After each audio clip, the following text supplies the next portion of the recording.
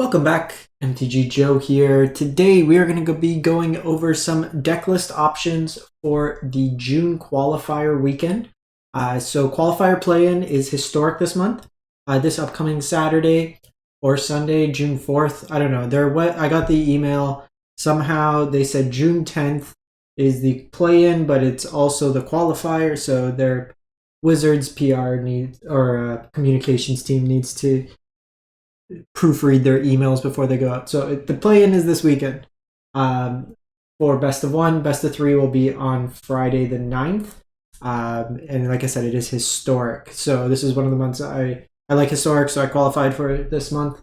I'm probably going to be playing best of three, just I haven't had any particular consistency with any best of one deck. Generally is easier in best of one. Having said that, just you can usually go like linear aggro. All the times I've made it, I usually will do best of one to kind of get through, but I've been having better luck with best of three this month, so I'm going to go with that. In any case, we're going to look at 10 decks here. We have the stats from Untapped GG where possible to have actual win rate matrices or win rate percentages, but we'll also then just look at some other options. Some of them are going to be best of three lists that will just ignore the sideboard. That can also port over pretty well. So again, play with your best play style. Generally in best of one, I prefer to be more of the proactive, the more linear you can be. It helps in case like your opponent's flood or you kind of get mana screwed. Having lower curves also helps. Just that's the way I find. Best of one works the best for me. So we'll jump into it. May 26th to June 2nd, Diamond and Mythic rank, 14,000 games for the best of one stats. So we'll cover this at a fairly high level. I'll put timestamps for everything in the video with the deck lists. I'll paste them, so don't worry about it. You can just jump ahead to whatever you want. So we have Boros Affinity, Boros Artifact, 65% win rate. So there's effectively two artifact shells. We'll put them side by side so we can compare. But the core of the artifact deck in Historic is built around Retrofitter Foundry.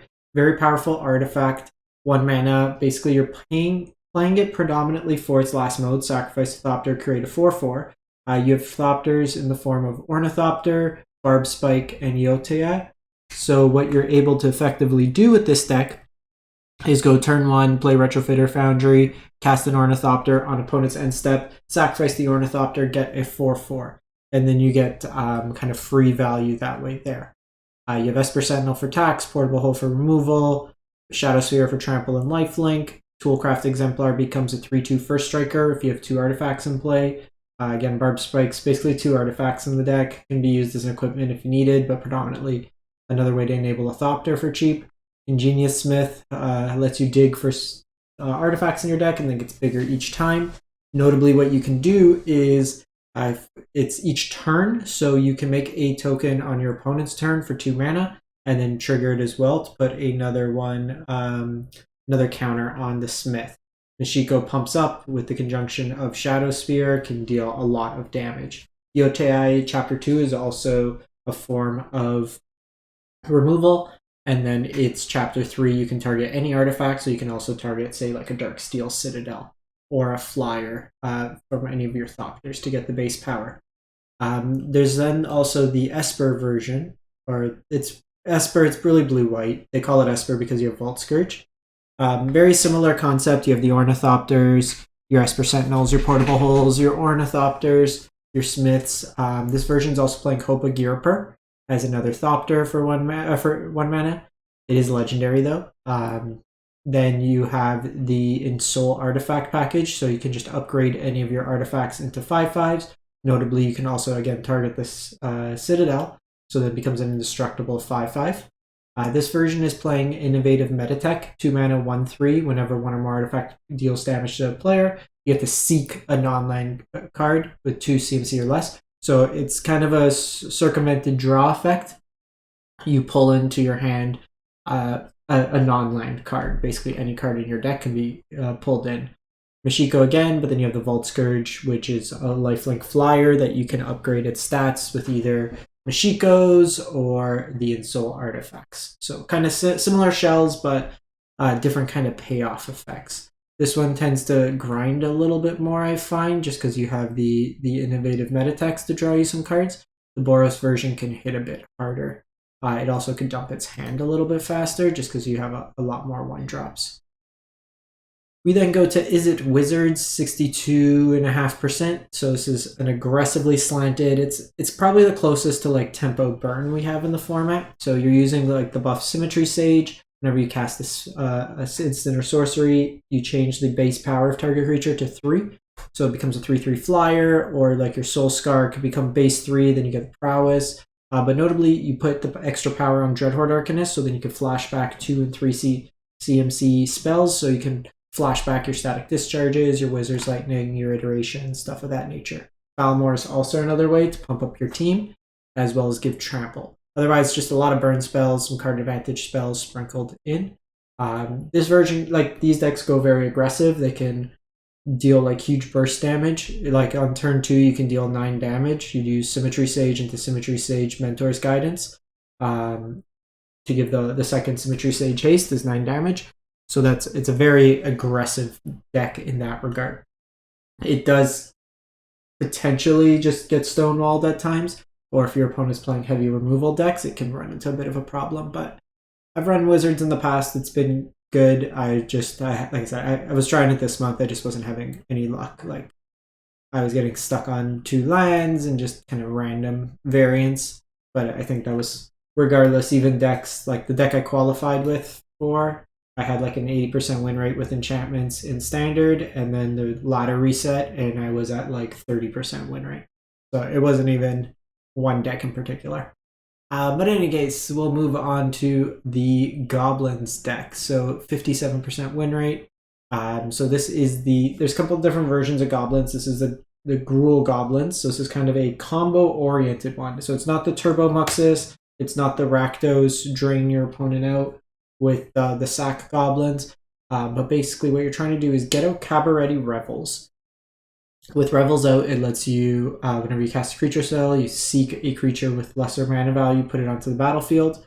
So you're using things like Skirk Prospector to get extra mana. You can use the Goblin Influx Array to reduce the cost of your mana. The Goblin War Chief reduces the cost of your mana. I actually played this during one of the runs for the metagame challenge.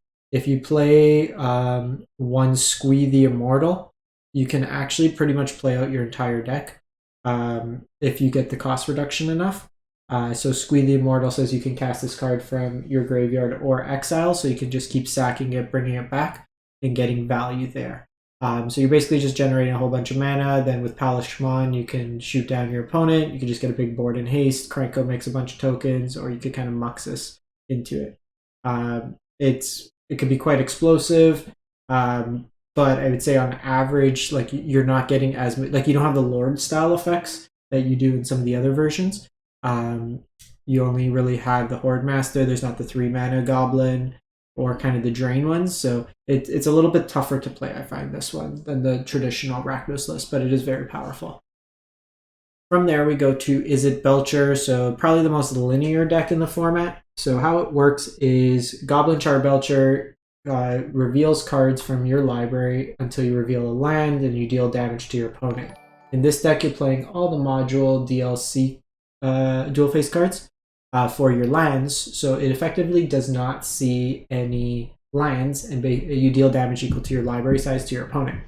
You can turn 4 combo your opponent. You Strike It Rich to make a treasure token, or Magma Opus on turns 1, 2, or 3. And then you do Iron Crag Feat, which generates 7 mana. You cast the Belcher and have enough mana to activate it right away. Because you have no other artifacts in the deck, Indomitable Creativity always finds your Belcher. So that's another way to do it. You have Pact of Negation for protection, and then just some removal options in Brotherhood's End and Strangle as well.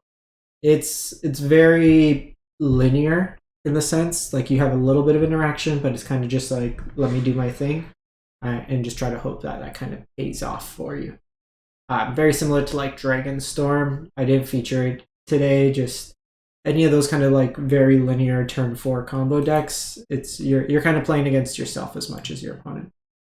We then go to Bant Hammer Time, 56% win rate. So this is looking to offset the equipment cost of Colossal Hammer to give a creature plus 10/10. You do that a couple different ways. You have Kemba's Outfitter that can change the equip cost to be 1 mana instead. You have Sigarda's Aid, which lets you flash in equipments and auto-equipped. And then you have Kemba, whenever a cat enters the battlefield, attach up to 1 target equipment you control to that creature. So another way with that. You also have Belt of Giant Strength, which is another kind of Colossal Hammer adjacent equipment. So you kind of have 2 types of hammers. It's still using the Retrofitter Ornithopter combo. You have your Esper Sentinel for tax, Shadow Sphere is another equipment, Reality Chip for card advantage, and then Invisible Stalker and Blockable, Hexproof, can't be targeted. So a nice target to put those hammers onto. So we're next going to jump to Orzhov Humans. So this is a best of 3 list, so you can kind of just play it as such. The Luris Companion. And this is just a human aggro deck. A lot of cheap humans, Dauntless Bodyguard, Esper Sentinel, Hopeful Initiate, Portable Hole is removal, Recruitment Officer, card advantage. Copper Coat Vanguard gives a buff to your team and protects with Ward, so charges an extra mana to be able to counter it. Thalia's Lieutenant puts counters on everything. The Jarina Dauntless General gives you some graveyard hate, at least when it enters, and then you can sacrifice it to give your board protection from removal or sweepers. Notably, this is only destruction, so if they have like Divine Purge, it doesn't protect you. Juggernaut Peddler is a tax style effect, so think Thoughtseize on a creature, but you substitute the Thoughtseized card. Instead, they get a Juggernaut into their hand, so kind of a hand hate. And then Sigardian Evangel lets you tap down a whole bunch of your opponent's stuff. So it gets rid of the blockers and lets you attack in or taps down their mana, it could be. So there's some options there. It gives you multiple bodies, and then you discard the last copy to your graveyard, so when you have Luris back in hand, you can cast that copy from the graveyard. So cool interaction there. Then there's a couple different Azorius Control decks. I was playing this in Best of 1. I was actually having success with this. If I played Best of 1, I would play... I have a version. I can take a look in a sec. Over here. But basically a lot of lands in this one. You're playing a lot of the channel style effects. So Kalim is basically your primary win condition. You just tap down your stuff and then you get a free 5/6 after you've done it a couple times. Change the equation for the red and so cheap spells or red and green spells. Soul Partition to exile anything. I had this like helpful against the Belcher deck, targeting their tokens and stuff. Divine Purge is a really good sweeper. We've seen a lot of aggressive slanted decks up to this point. Deals with all those. Archmage Charms is counter draw. Deluge for card advantage. Emperor and Teferi for removal, tuck, card advantage, pressure, stuff of that nature. Utility lands and irrigated farmland, castle, hall, all that jazz. So the version I've been playing, the games are really long. I'm actually like 6-2 because my arena crashed at the finished game on mobile. For Best of 1, I went up to like a couple March of the Otherworldly Lights, just as to have a little bit more interaction. I want to split Divine Purge and Supreme Verdict. People are still playing Rakdos in Best of 1. I don't think it's a great Best of 1 deck. It's going to be my choice for Best of 3. But just having an answer to Shieldred. I trimmed down the Memory Deluge. I went up 2 Shark Typhoons to be a little bit more proactive, and I think I'm on 29 lines. But I lost to like Narset on the play, and I lost to... I forget what I lost to. But otherwise, like, I've liked this deck. Just the games go long. Like, I kept running into blue-white control mirrors, and it took me like 30 minutes. The next option, it's the Reanimator decks. So anything with Reanimator tends to be good in Best of 1, just because there's not like a huge amount of graveyard hate. This particular version is looking to get out Atraxa. You could even do a split with Sarah's Emissary if you want. It's really customizable in terms of your top end, but you can basically reanimate it with either Unburial Rites or Priest of the Fell Rites. You can put stuff into your graveyard with Fable the Mirror Breaker or the blood tokens from Blood Tithe Harvester or the discard effect from Crucius, as well as the Phyrexian Swarmlord, the Scrapyard, which is a way to discard cards from your hand.